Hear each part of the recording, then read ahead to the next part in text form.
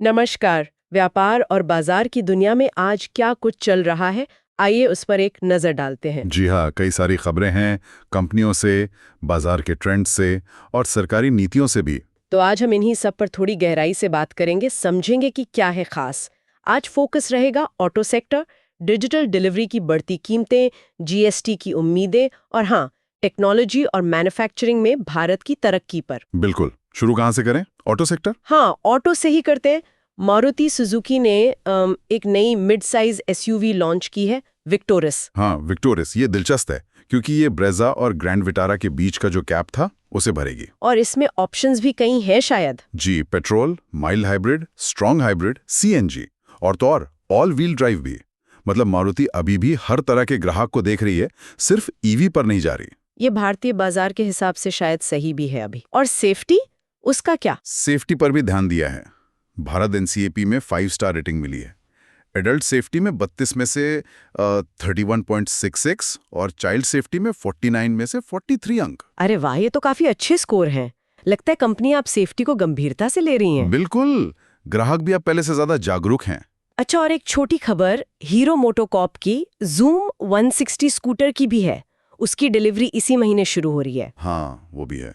चलिए अब ऑटो से हटकर डिजिटल दुनिया में चलते हैं, जहां हमारी जेब पर असर डालने वाले कुछ बदलाव हो रहे हैं। ये तो है। जोमेटो ने देखिए अपनी प्लेटफॉर्म फीस बढ़ा दी है, 10 रुपए से सीधे 12 रुपए। 20% की बढ़ोतरी। और स्विगी ने भी तो बढ़ाई थी हाल में। हाँ, उन्होंने तो 15 रुपए कर दिए। वो भी पिछले 3 हफ्तों में तीसरी बार बढ़ाई है शायद। और ये सब ठीक फेस्टिव सीजन से पहले। क्या लगता है, सिर्फ प्रॉफिट पर फोकस है या लागत वाकई बढ़ गई है? देखिए, ये शायद दोनों का मिक्स है। कंपनियां अब प्रॉफिट दिखाना चाहती हैं निवेशकों को, लेकिन हाँ, डिलीवरी पार्टनर्स की कॉस्ट, फ्यूल, लॉजिस्टिक्स, ये सब भी बड़ा है। तो असर तो ग्राहकों पर और शायद रेस्टोरेंट पार्टनर्स पर भी पड़ेगा। बिल्कुल। और इसी तरह की बात पेटीएम के लिए भी चल रही है कि यूपीआई ट्रांजैक्शन पर शायद एमडीआर लगे। एमडीआर यानी मर्चेंट डिस्काउंट रेट, जो दुकानदार देते हैं। हाँ, वही। यूपीआई पर इसे लगाना थोड़ा सेंसिटिव मुद्दा रहा है हमेशा से। देखते हैं क्या होता है। तो डिजिटल सेवाओं की कॉस्ट शायद बढ़ने वाली है। खैर, अब आते हैं पॉलिसी और इकोनॉमी पर। 56वीं जीएसटी काउंसिल की बैठक शुरू हो गई है। जी, और उम्मीदें काफ़ी हैं। वित्त मंत्री ने भी कहा है कि अगले सुधार जो होंगे वो बिजनेस के लिए आसान होंगे, ट्रांसपेरेंट होंगे, छोटे व्यापारियों को फायदा मिलेगा। बाजार के लोग क्या उम्मीद कर रहे हैं?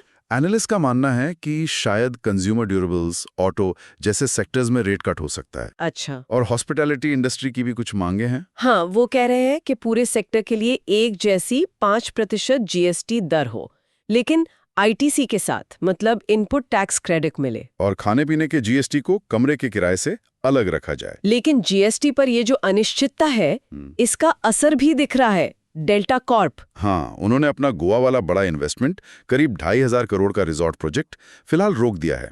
कह रहे हैं कि जब तक जीएसटी पर क्लैरिटी नहीं आती तब तक इंतजार करेंगे। दूसरी तरफ एसबीआई से एक अच्छी खबर है, बॉन्ड इशू सफल रहा उनका। जी हाँ, लंदन ब्रांच के जरिए $500 मिलियन जुटाए हैं। और खास बात है स्प्रेड, सिर्फ 75 बेसिस पॉइंट्स। 75? ये तो बहुत कम है। बिल्कुल, भारत के किसी भी जारीकर्ता के लिए इंटरनेशनल मार्केट में ये अब तक का सबसे कम स्प्रेड है। ये दिखाता है कि बाहर के निवेशक भारत की इकोनॉमी और एसबीआई पर कितना भरोसा कर रहे हैं। ये तो बहुत पॉजिटिव है, लेकिन एसबीआई ने एक चेतावनी भी दी है। हाँ, वो पेंशनर्स को लेकर कुछ स्कैम चल रहे हैं जहां धोखाधड़ी से उनके रजिस्टर्ड मोबाइल नंबर बदले जा रहे हैं। तो सतर्क रहने की जरूरत है। बिल्कुल, डिजिटल दुनिया में सावधानी बहुत जरूरी है। अच्छा, अब आखिर में बात करते हैं टेक्नोलॉजी और मैन्युफैक्चरिंग की। यहाँ भारत आत्मनिर्भरता की तरफ बढ़ रहा है। तेजी से बढ़ रहा है।